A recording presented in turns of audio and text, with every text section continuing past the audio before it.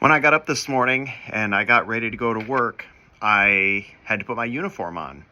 At my workplace, we have a uniform. Mine is a gray shirt because I'm a manager, black pants, and all black shoes. No little white Nike swooshes on them, nothing, just straight black shoes. That's the uniform. That's what I wear every single time I go to work.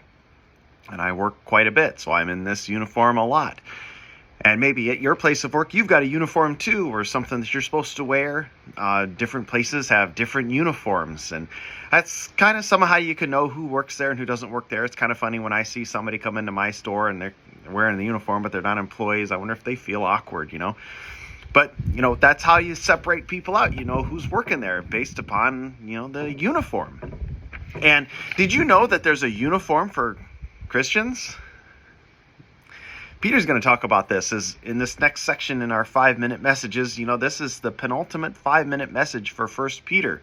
And we're going to be thinking about serving in submission. This last section of 1 Peter is all about service. And we talked about shepherding last week. And today we're going to be talking about submission. Yeah, and I know it's not everybody's favorite topic of conversation, but this is where he's going.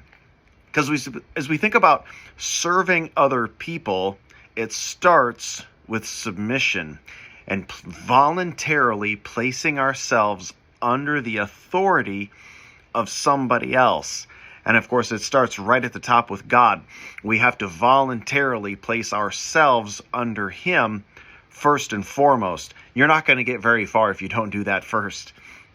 But there's a uniform to wear with this, which I think is kind of neat. So this 5-minute message is all about submission and service. And this is what Peter's going to tell us in 1 Peter chapter 5, verses 5 through 7. And it goes a little something like this. Likewise, you younger people, submit yourselves to your elders.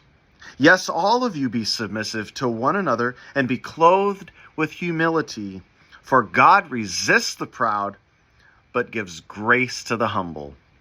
Therefore, humble yourselves under the mighty hand of God, that He may exalt you in due time, casting all your cares upon Him, because He cares for you.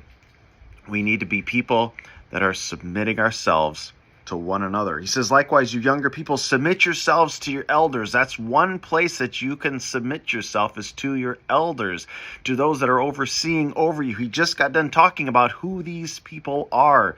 Your spiritual authorities, your spiritual rulers, your shepherds, these people. And Hebrews will talk about them as well in chapter 13.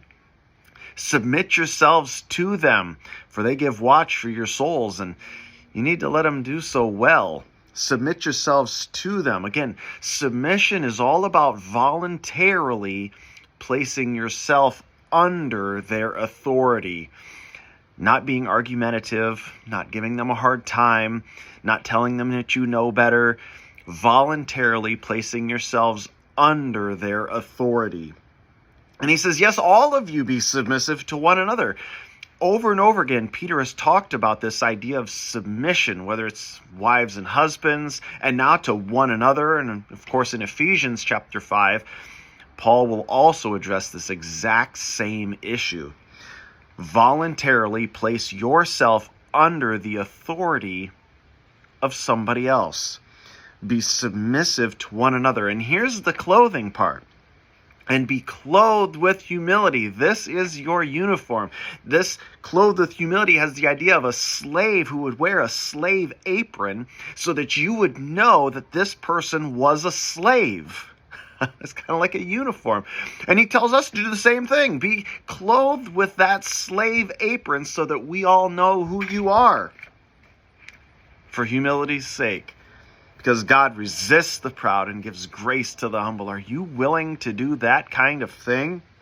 Humble yourselves under the mighty hand of God, because He cares for you.